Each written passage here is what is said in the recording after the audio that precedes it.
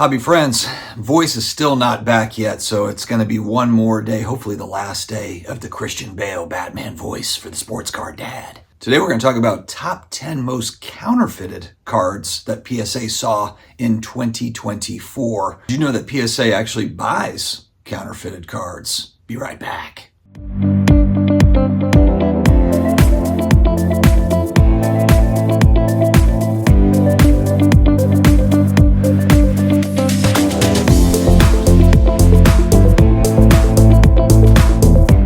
Before I dive in, huge thanks to today's shout outs. It is justcollect.com. Got a collection to sell, no idea where to go with it. Justcollect.com has a very easy appraisal site. Check it out. I'll let you know what the collection is worth. Card Capsule, you want great supplies. You don't want to pay a fortune for them. I've got promo codes down below. Whether it be cases, semi-rigids, top loaders, all the goodness. Check out Card Capsule. They will take care of you over there. If you're a first-time submitter to PSA, $25 off your first submission. It's just a one card minimum.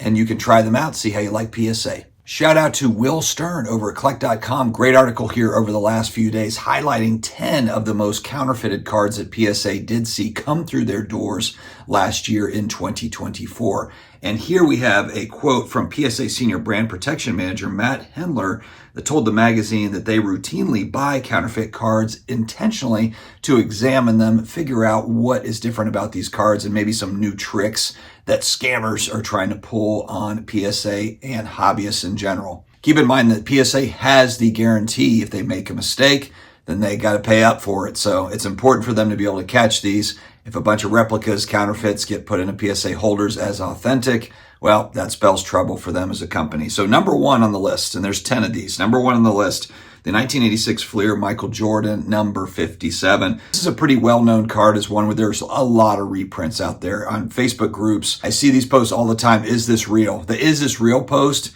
for the Jordan 86 Fleer is so common. You'll see it. Hey, I found this in a shoebox from 30 years ago. Is it real? And the majority of the time, a lot of the comments are, nah, this is wrong with it, that's wrong with it, or whatever.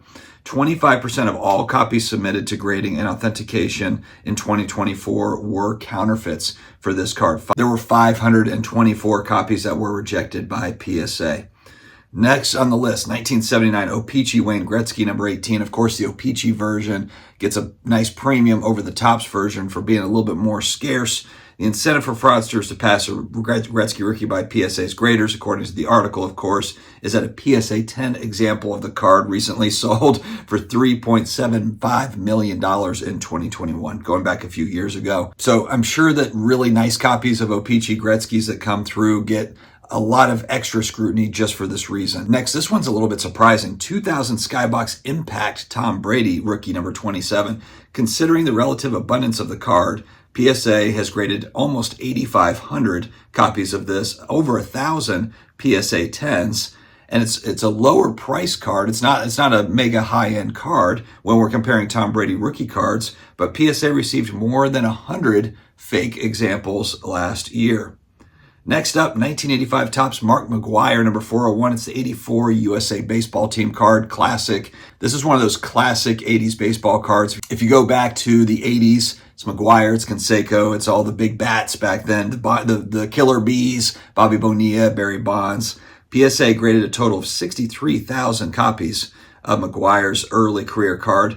Only 307 have received a PSA 10. And so again, you have fraudsters trying to get up into the PSA 10s, get a really nice copy through, and it's about a $3,000 card in a PSA 10, according to the article.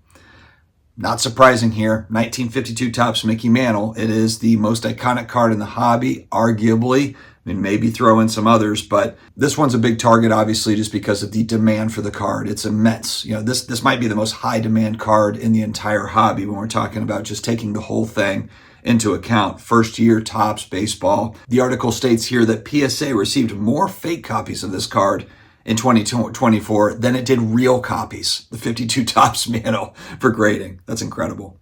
The 84 Star Jordan, number 101. This, of course, a card that is no surprise to me that it's on this list. It is a lower print card if we're comparing it to other 80s cards. And of course, just because Michael Jordan, early Michael Jordan cards are going to get a lot of attention. And so this one also There are reprints out there. There are counterfeit copies of 84 Star that are floating around. I've seen this in a Facebook group. I'm a part of a Star basketball group with a bunch of experts on Star basketball cards. And there are people that post in there, hey, how does this look? Does this look right? And there are some that are good, and then others where it's like, nah, that's no good. 2000 Pacific Aurora Tom Brady, number 84. Another weird target. The article states here, again, this is not one that I would think would be on the list. It's an odd target since PSA copies of the card are fairly abundant, around $500 to get one. PSA states in the article here, relatively little foil is the quote here. And so that makes it more of a target. PSA found 75 fake examples in its grading room last year. Next up, a card that I want to add to my collection. It's the 1985 Nike Michael Jordan promo. Of course, the promo cards that were helping to promote the sneakers going back, early Jordan card, classic card. Promo was heavily targeted during the card boom of the early 90s, according to PSA, and heated up again during the COVID-19 pandemic. PSA 10 copies at their height. Now, they're not anymore. I think a PSA 10 copy is like $12,000 to $15,000, maybe 10 to 15,000. They got up to about $66,000 in 2021.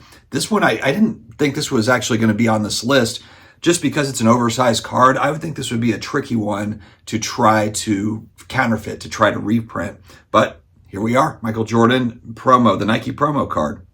All right, this is another kind of weird one again. The 1989 Fleer Billy Ripken, number 16. The FF Error, number 616, excuse me. I guess given the overall hobby popularity of this card, it's just gained fanfare over time as just being kind of a fun card.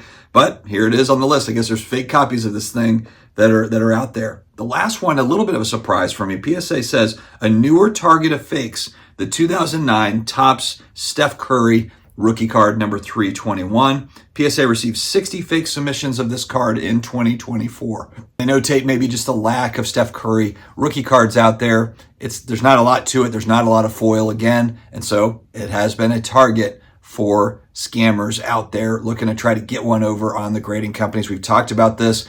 If scammers can get their cards into a PSA slab or BGS slab or an SGC slab, then it legitimizes that card. And of course, it's a problem. You know, it's a problem for the community because when we're buying those cards, we're trusting, okay, they've authenticated it and we're good to go. A lot of effort's being put in by technology and so forth to try to stop this from happening as much as possible. They did say in the article as well that it is a lot harder to fake ultra-modern cards. There's a lot going on with the ultra-modern cards and so forth. So let me know your thoughts, friends, in the comments down below. Thank you again for watching another episode of the Sports Card Dad. I'll put a link to the article down there so that you can check out the collect.com article so you can check it out for yourself. Friends, stay healthy, stay awesome, and I will talk to you again later.